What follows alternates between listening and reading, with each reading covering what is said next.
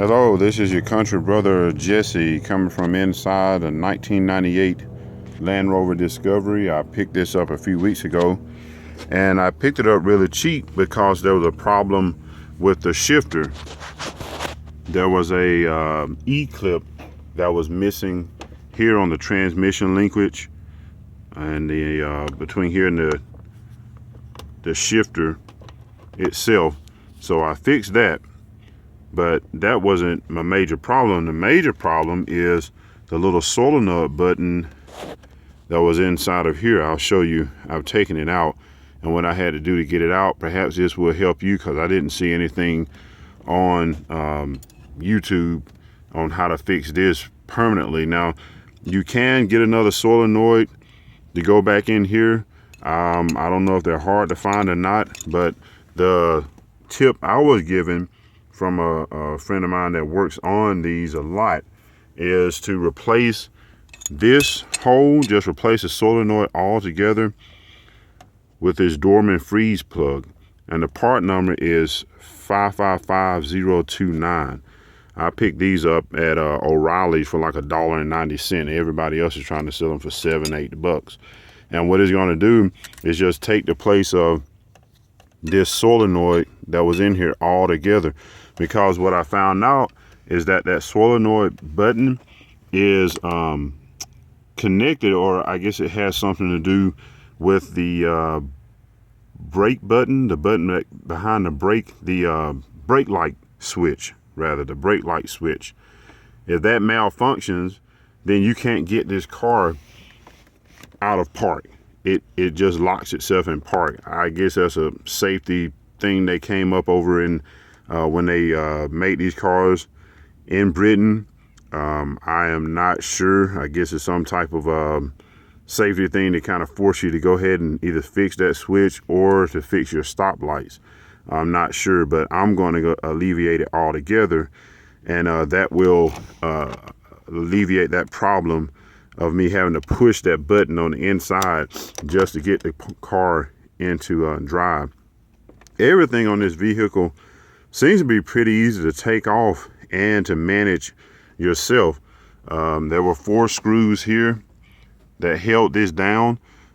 The center console had already been taken out from the guys I bought it from before. They obviously didn't know what they were doing or research anything, so they butchered all of this.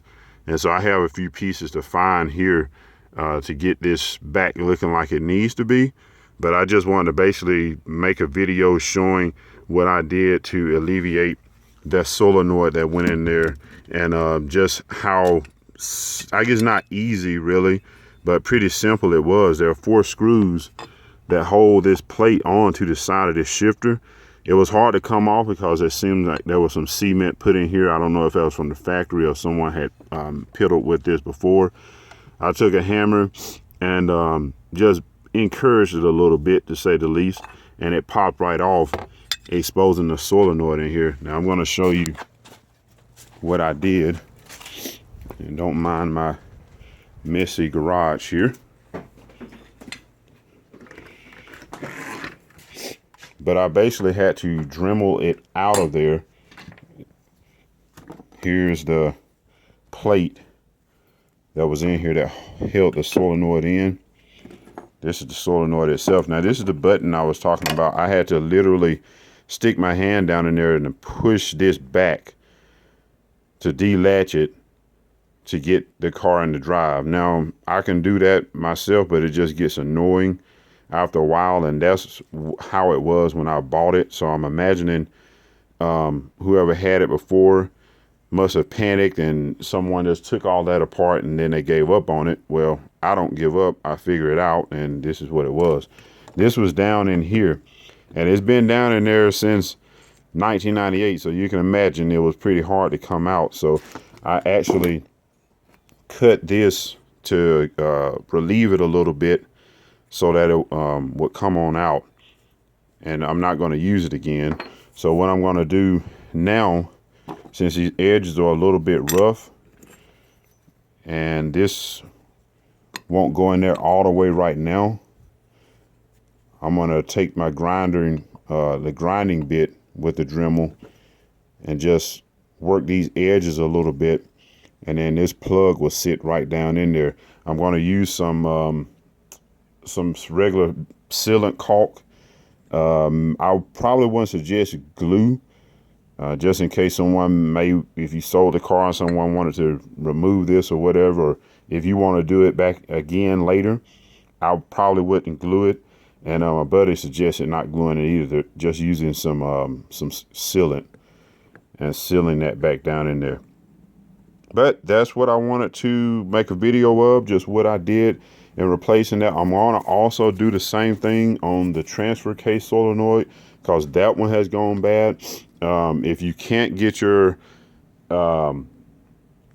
transfer, if you can't shift it into low and high, more than likely the solenoid here has gone bad. It sits down in there like that, and that button is not releasing to allow you to shift it back into low or high.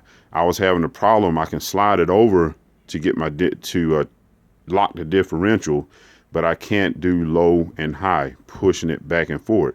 I thought maybe the linkage was bad, but more than likely it's going to be the solenoid. I'm going to do some work on that as well. But that's my video. I just wanted to show you guys that. Maybe another suggestion that's out there that you can do. It seems pretty easy. I'm going to work this a little bit more, and then maybe I'll make a video, do a video in a little bit of how it looks when I get it all done. All right, talk to you guys later.